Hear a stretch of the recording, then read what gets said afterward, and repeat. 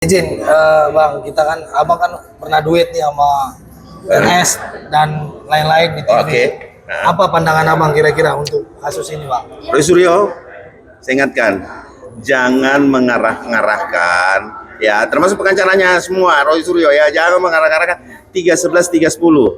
Anda jangan alpa, ya. Ada laporan kami, 5 menjadi 1 di Polda Metro. Dan ini harus segera diproses, karena kami lebih duluan. Kami lebih duluan melapor. Ingat itu ya, Pak Roy, kita ketemu di pengadilan ya, segera. Oke?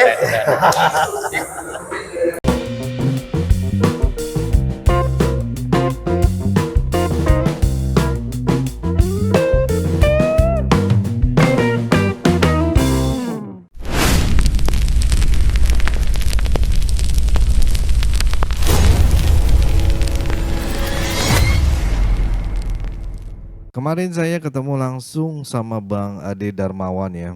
Itu dia Sekjen Pradi Bersatu ya. Beliau ini pernah satu panggung bareng Roy Suryo di Garuda TV. Dia debat gitu ya. Ya, tapi ternyata ya begitu ketemu kenyataannya gitu, Roy Suryo langsung ciut gitu ya. Bisa lihat nanti di TV dan pucat pasif gitu ya. Karena apa? Karena disekak mak mentah-mentah karena laporan balik udah jalan lebih dulu gitu. Jadi gini ceritanya teman-teman ya. Sebelum Pak Jokowi resmi melaporkan soal dugaan ijazah palsu ke Polda ya. Ternyata 2 minggu sebelum Pradi Bersatu udah duluan melaporkan soal Roy Suryo dan kawan-kawan ini. Artinya sudah bagus sekali gitu ya, tataannya gitu kan, apa, dari, rule-nya gitu ya. Yuk mereka selangkah lebih cepat gitu ya dan laporannya bukan main-main nih, lengkap dengan bukti-bukti yang udah siap diproses gitu. Makanya sekarang Roy Suryo kelihatan panik dan ketar-ketir nih kawan-kawan. Dia sadar posisinya udah nggak kuat lagi gitu ya. Niat main serang, malah disekak balik gitu. Dan Bang Ade Dermawan ini bilang sangat tegas sekali, jangan ngarang-ngarang alibi baru ya. Roy, hadapi laporan kami gitu ya. Karena memang kita lihat sendiri, eee, Roy ini banyak sekali alibinya.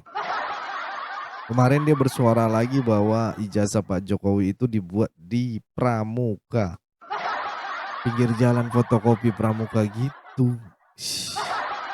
Ini bikin kegaduhan baru lagi. Gak cuman Roy ya, semua pengacara juga diingetin, jangan coba-coba mengarahkan, pasal tadi dibilang 310 atau 311 seenaknya.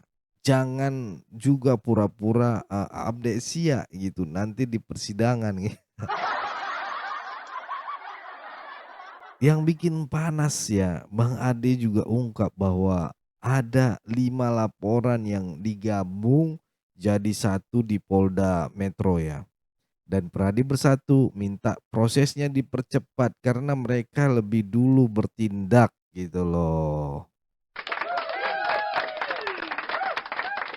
Pesan jelasnya gini ya, Roy Suryo kita ketemu di pengadilan, jangan ngilang, jangan kabur, hadapi dengan gentle kalau berani gitu ya. Itu teman-teman ya ininya, dan ini kemarin ini lebih leluasa lagi gitu ya. Langsung nih gitu.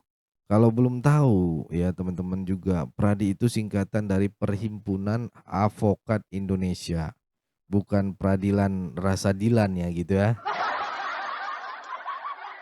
Advokat Indonesia gitu. Jangan baper duluan. Nah, Bang Ade ini ternyata pernah juga duet bareng Roy Suryo di acara Garuda TV.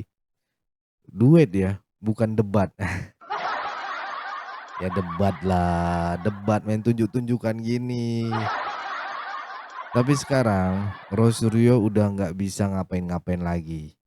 Dia udah pucet kayak orang abis lihat tagihan kartu kredit pas akhir bulan.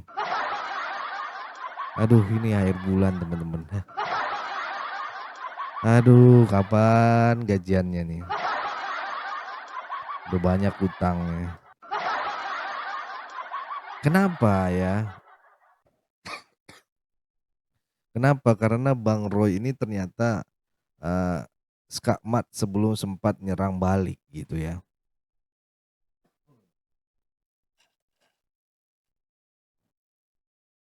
Jadi gini loh, saudara-saudara, teman-temanku, kawan-kawan Siret Media 2 minggu sebelum Pak Jokowi, eh, Pak sebelum Pak Jokowi resmi ngelaporin soal ijazah palsu, ya kawan-kawan. Jadi jangan kebalik nih, ya kronologinya.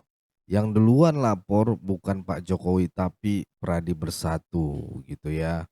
Nah, ini penting banget buat edukasi publik. Di mata hukum, siapa yang lebih dulu melapor ya, itu yang harusnya diproses duluan gitu.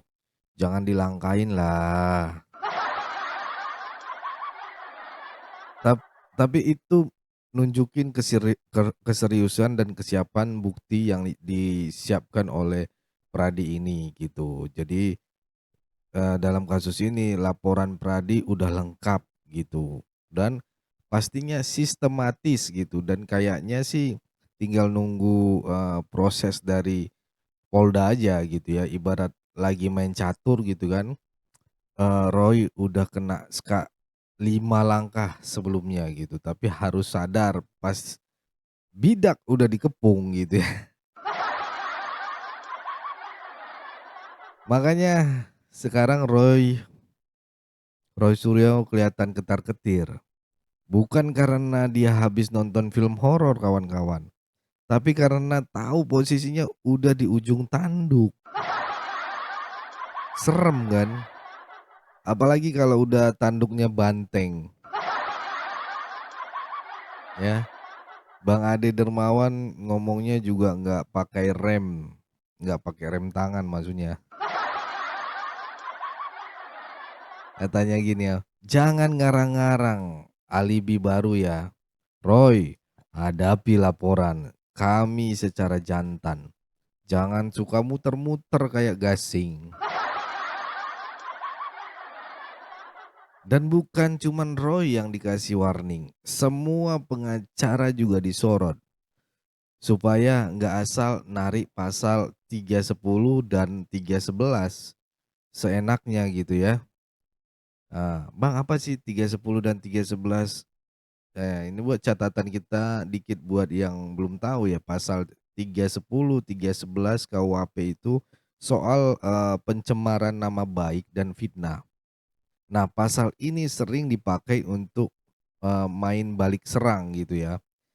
Tapi ingat, hukum itu bukan alat balas dendam, tapi alat cari kebenaran. Ini edukasinya, catat ya teman-teman ya. Bang Ade juga bilang ada 5 laporan yang digabung jadi satu di Polda Metro ya. Wah ini bukan warteg gitu, tapi paket combo laporannya ya. Eh, Dari 5 jadi satu, hemat waktu gitu, hemat biaya. Tinggal nunggu di persidangan. Dan terakhir pesan to the point-nya ya, yang mau saya sampaikan juga Roy Suryo kita ketemu di pengadilan katanya tadi ya, jangan kabur ya. Bang jangan tiba-tiba hilang kayak sinyal pas Zoom meeting gitu ya. Itu teman-teman, kasus ini makin seru teman-teman. Bukan cuman karena yang dilaporin public figure gitu, tapi juga karena publik akhirnya belajar gitu ya. Lapor melapor itu ada aturannya. Fitnah bisa jadi bumerang. Dan jangan suka ngadi-ngadi. Apalagi soal ijazah. Ya, itu aja dari saya teman-teman ya. Semoga kalian mendapatkan pencerahan di video kali ini, dan juga teman-teman jangan lupa like, komen, dan share. Komen di kolom komentar pandanganmu tentang video pembahasan kita hari ini, teman-teman. Itu aja, teman-teman. Ya, komen kalian tim siapa, Roy, Jokowi, atau logika sehat. Share ke teman-teman yang masih percaya teori ijazah palsu itu nyata. Ya. Sirait Media, tempatnya gosip politik diadu sama logika dan tawa. Sampai ketemu di episode selanjutnya. Saya Leonardo Sirait. Pesan saya tetap jaga persatuan Indonesia. Jangan mau diadu domba, jangan mau dipecah belah. Karena NKRI harga mati. Saya Leonardo Sirait. Mohon undur diri. Bye-bye.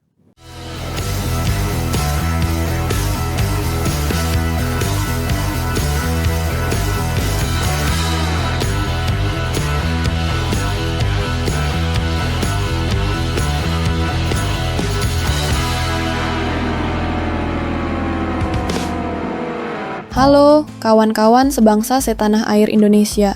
Mari kita jadi bagian dari pelayanan Sirait Media yang berdampak nyata bagi 42 anak di Yayasan Cipta Pelita. Bagi yang tergerak mendukung, bisa menyalurkan bantuan melalui Bank BRI. Nomor rekening 0421 0100 3420 566 atas nama Yayasan Cipta Pelita, atau dengan lebih praktis bisa juga melalui QRIS. Silakan scan barcode QRIS ini menggunakan aplikasi mobile banking kesayangan kalian. Tujuan pelayanan misi ini agar channel Sirait Media terus menjadi berkat dan dampak positif bagi bangsa Indonesia. Yuk, manfaatkan media sosial bukan hanya untuk hiburan, tapi juga sebagai alat untuk membawa perubahan. Dukunganmu sangat berarti. Terima kasih atas setiap doa, kebaikan, dan uluran tangan. Kami percaya Tuhan yang akan membalas semuanya berlipat ganda. Salam semangat NKRI harga mati.